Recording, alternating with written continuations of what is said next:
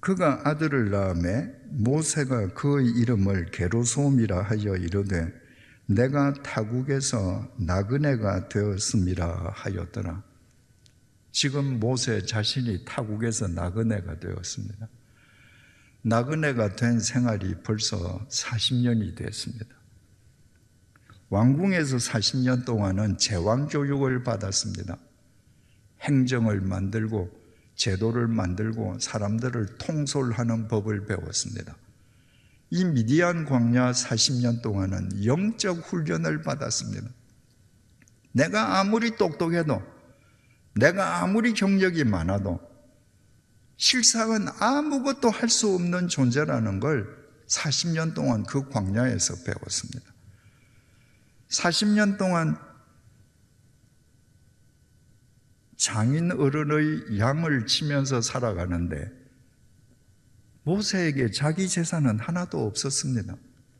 자기가 치는 양도 장인 거, 살고 있는 집도 장인 집, 입고 있는 옷도 다 장인에게서 나온 겁니다. 그 개인 재산이 있다면 양을 치는 마른 막대기 하나였습니다. 그러니까 아무 쓸모도 없는 80 노인 모세가 된 겁니다. 그때 하나님께서 모세를 부르셨습니다. 왜? 하나님께서 보시기에 아무 쓸모도 없다고 생각하는 모세야말로 태바가 되어 있었거든요. 자기 스스로의 동력으로, 자기 스스로의 제어장치로 자기 인생을 꾸려갈 생각을 전혀 하지 않는 태바였던 것입니다. 하나님께서 그를 부르시고 이렇게 말씀하십니다. 출애굽기 3장 9절에서 10절입니다. 이제 가라. 이스라엘 자손의 부르짖음이 내게 달하고 애굽 사람이 그들을 괴롭히는 학대도 내가 보았으니 이제 내가 너를 바로에게 보내어 너에게 내 백성 이스라엘 자손을 애굽에서 인도하여 내게 하리라. 이 문장의 주어는 철저하게 하나님, 나입니다. 나. 내가 보았다. 내가 너를 보낸다. 내가 너를 보내므로 너는 가라. 이 80 노인, 아무 쓸모없어 보이는 노인 모세를 애굽에 보냅니다. 그리고 하나님께서 그 태바의 운행자가 되셨습니다.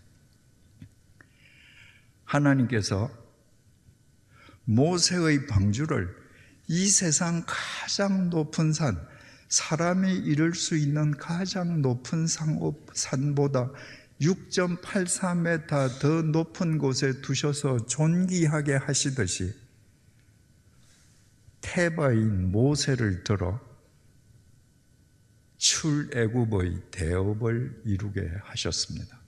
태바가 되는 것은 이렇게 중요합니다. 우리가 하나님을 믿는 것은 우리 스스로 하나님 앞에서 태바가 되어가는 것을 의미합니다. 우리가 태바가 되지 아니하면 우리가 억만금을 쌓아둔다 할지라도 하나님은 우리 인생에 개입하시지 않습니다. 오늘 본문은 우리가 잘 아는 본문입니다. 예수님께서 제자들을 데리시고 가이사랴 빌립보에 가셨을 때 제자들과 나눈 문담 내용입니다. 가이사랴 빌립보는 분봉왕 빌립이 카이사르, 로마 황제 카이사르를 위해서 대도시를 만들고 그 대도시에 카이사르, 로마 황제의 칭호와 자기 이름 빌립을 붙여서 가이사랴 빌립보라고 명명했습니다. 옛날에 로마 황제의 이름이나 칭호가 붙은 도시가 여럿 있었는데 아무 도시나 붙일 수 없습니다. 반드시 상당한 규모의 도시여야 하고 그 도시의 가장 중요한 지점에는 황제를 위한 신전이 반드시 있어야 했습니다. 그래야 황제의 칭호를 붙일 수 있습니다. 당시 로마 황제는 이 세상에서 인간의 경배를 받는 살아있는 신이었습니다. 그래서 카이사라 빌립보가 카이사르라는 황제의 칭호가 붙었다는 것은 그 도시 한가운데 황제의 신전이 있음을 의미합니다. 황제의 신전이 인간을 압도하는 그 도시에서 주님께서 제자들에게 물었습니다. 얘들아, 세상 사람들이 나를 누구라고 생각하냐? 본문 14절입니다. 이르되 더러는 세례 요한, 더러는 엘리야, 어떤 이는 예레미야나 선지자 중의 하나라 하나이다. 세상 사람들이 예수님을 그저 선지자 중에 한 명으로 생각합니다. 제자들의 대답입니다. 예수님은 나사렛 빈민촌 출신 아닙니까? 예수님의 형색은 볼품이 없습니다. 그러니까 예수님을 아무리 잘 봐주려고 해도 세상 사람들은 옛날에 똑같이 가난에 찌들어 이 세상을 살았던 선지자 그 이상으로 보지는 않습니다. 이 말입니다. 예수님께서 다시 물으셨습니다. 그렇다면 너희들은 나를 어떻게 생각하냐? 베드로가 우리가 잘 아는 그 유명한 답을 했습니다. 시몬 베드로가 대답하여 이르되 주는 그리스도시요 살아계신 하나님의 아들이시니이다. 당신이 메시아십니다. 그리스도 메시아죠. 우리를 구원해 주실 구원자십니다. 그리고 당신이 하나님의 아들이십니다. 라고 고백했습니다. 여러분, 하나님의 아들이라는 게 무슨 뜻입니까? 개새끼는 엄청나게 비싼 개든 똥개든 개새끼는 개입니다. 사람 자식은요, 부자 자식이든 거지 자식이든 사람 자식은 사람이에요. 베드로가 예수님 보고 당신이 하나님 아들입니다라고 말한 건 당신이 하나님입니다. 이 말을 한 겁니다. 이걸 어디서 이 얘기를 했다고요? 황제의 신전이 인간을 압도하는 가이사라 빌립보에서 베드로가 이 고백을 했습니다. 그 장면을 한번 여러분 그려보십시오. 저 신전에서 인간의 경배를 받고 있는 로마 황제가 하나님이 아니라 비록 남두한 형색일망정 나사렛 예수 당신이 하나님입니다. 삼권을 장악하고 있는 로마 황제가 우리를 구원할 메시아가 아니라 모든 사람들이 빈민 예수라고 생각하는 당신만 우리를 구원하실 메시아입니다. 여러분, 여기에 주석을 가하자면 이제부터 나는 저 신전에서 인간의 경배를 받는 황제의 논리를 따르지 않고 오직 나사렛 예수 당신의 진리만 쫓겠습니다. 이 고백입니다. 그 고백을 받으신 예수님께서 17절에서 이렇게 말씀하셨습니다. 예수께서 대답하여 이르시되 바요나 시모나 내가 복이 있도다. 예수님께서는 베드로를 만나시자 마시자 베드로라는 이름을 직접 지어주셨습니다. 그런데 주님께서 베드로의 그 위대한 고백을 받으시고는 당신이 지어주신 베드로의 이름을 부르시지 않고 베드로의 본래 이름을 부르셨습니다. 베드로의 이름, 본래 이름 시몬 앞에 바요나를 또 붙였습니다. 바는 아들이라는 말이고 요나는 요나의 아들, 시몬의 아버지 이름이 요나입니다. 그러니까 요나의 아들 시몬아, 네가 복이 있다. 무슨 복이 있다는 말인가? 왜 시몬의 옛 이름을 부르시고 그 아버지 이름까지 부르시는가? 이를 내게 알게 한 이는 혈육이 아니요 하늘에 계신 내 아버지시니라. 내가 나사렛 예수로 이런 남루한 형상으로 이 세상에 왔음에도 불구하고 내가 메시아요 하나님이신 걸 네가 알 수 있었던 것은 네 혈육의 아버지 요나가 너한테 가르쳐 준 것이 아니고 하늘에 계신 하나님이 너에게 은혜를 베풀어 주셨기 때문에 네가 아는 거다. 그래서 너한테 복이 있다. 여러분, 우리는 2000년 전에 예수님께서 이 땅에 오시고 2000년 전을 너무 쉽게 얘기합니다. 근데 2000년 전이 언제입니까? 박혁거새가 알 까고 나올 때입니다. 박혁거새는 우리나라 신라의 시조인데도 불구하고 박혁거새가 알 까고 나왔다 하면 우리나라 사람이 안 믿습니다. 그런데 그 2000년 전에 지구 반대편에서 예수라는 청년이 나를 위해서 와서 태어나지도 않은 내 죄를 위해서 십자가에 못 박혀 죽고 부활했다. 이게 박혁거새가 알 까고 나온 것보다 더 황당한 얘기죠. 우리는 이걸 믿습니다.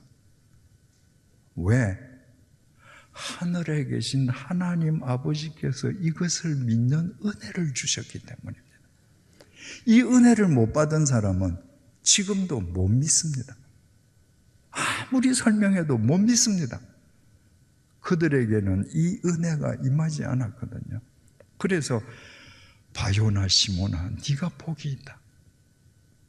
내가 메시아요 하나님이신 것을 네가 알게 된 건 네 혈육으로 인함이 아니고 하늘에 계신 내 아버지가 너에게 은혜를 베풀어 주셨기 때문이다. 18절 또 내가 네게 이르노니 너는 베드로라. 내가 이 반석 위에 내 교회를 세우리니 음부의 권세가 이기지 못하리라.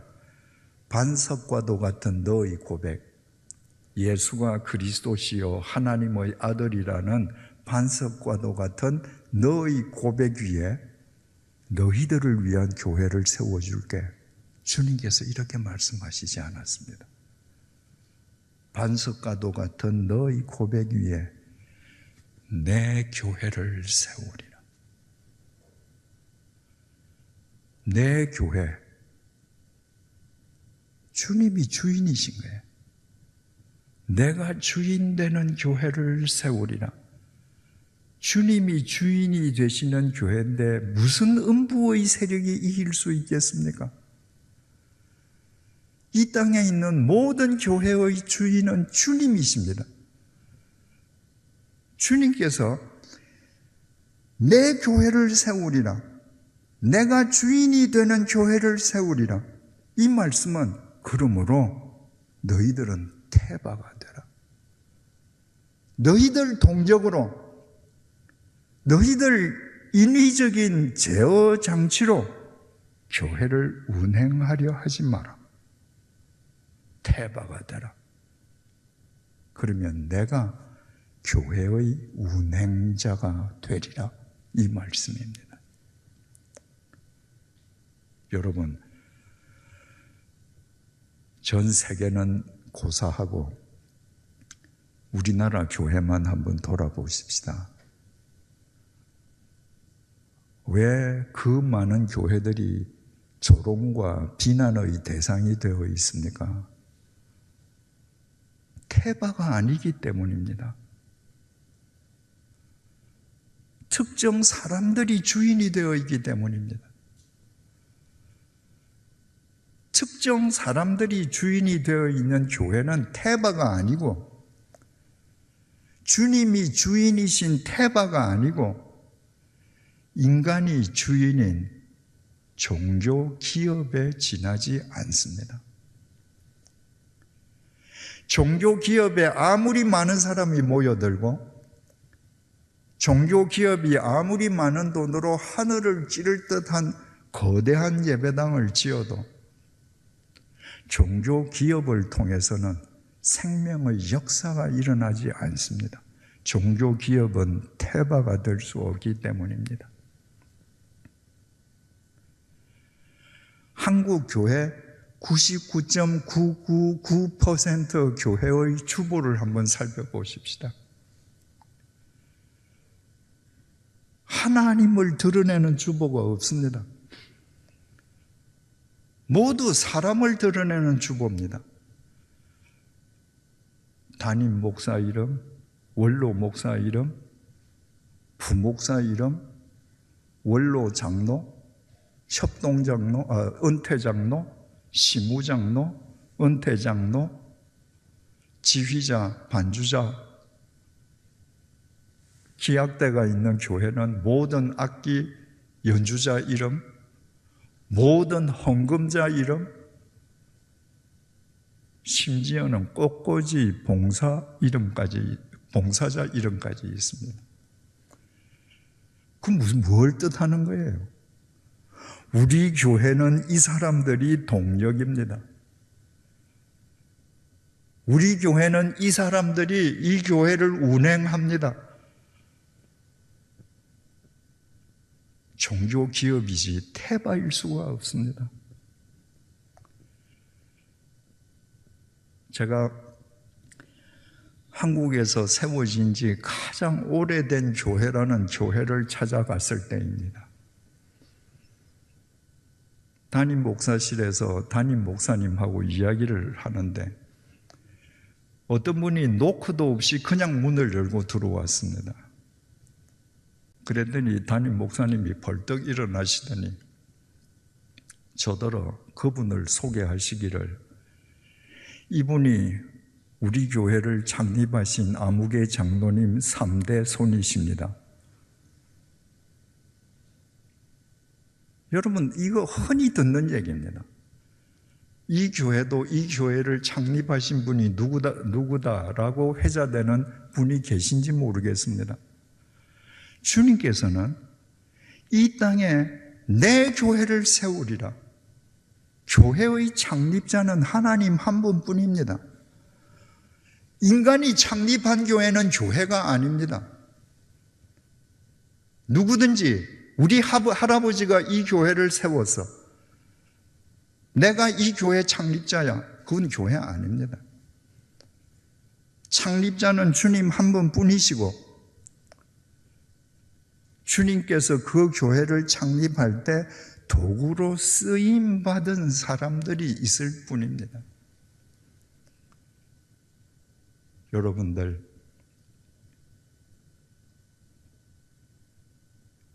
이제 교회에서 우리 이름을 지워야 됩니다. 노아 가족은 전 재산을 털어서 방주를 만들고도 그 방주에 자기 식구 8사람 이름을 앞에 새겨 넣지 않았습니다. 아브람과 요게벳은 3달 된 자기 아들을 갈대 상자에 만들어서 갈대 숲에 두면서 자기 부부의 이름을 써서 그 갈대 상자에 명찰로 붙이지 않았습니다. 그들은 가려졌습니다. 그래서 그들의 방주도 그들의 갈대 상자도 태바가 되었던 것입니다. 사랑하는 교우 여러분, 우리가 비록 축구장보다 더 긴 방주는 만들 수 없을지라도 우리의 겸손한 마음으로 갈대 상자는 누구든지 만들 수 있습니다. 우리의 이름을 지우십시다. 우리의 교회가 갈대 상자인 태바가 되게 하십시다. 하나님께서 노아의 방주를 이 세상 가장 높은 산보다 6.84m 더 높이 있게 존귀하게 해주신 것처럼 하나님께서 그 쓸모없는 갈대 상자 속의 모세를 당신의 도구로 삼아 출애굽의 대업을 이루게 하신 것처럼 여러분들을 들어 이 혼탁한 시대를 정화시켜 가실 것입니다. 기도하시겠습니다.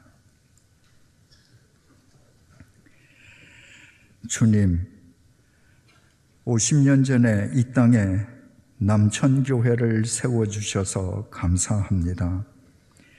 이제부터 스스로 이 교회의 동력이 되려는 어리석은 사람이 단 한 사람도 없게 해 주십시오.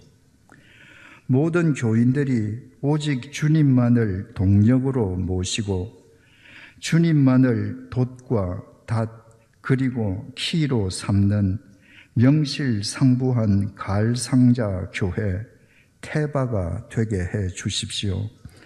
그리하여 주님께서 손수 이 교회를 존귀하게 높여주시며 이 교회를 통해 혼탁한 이 시대가 새로워지는 역사가 날마다 이루어지게 해 주십시오.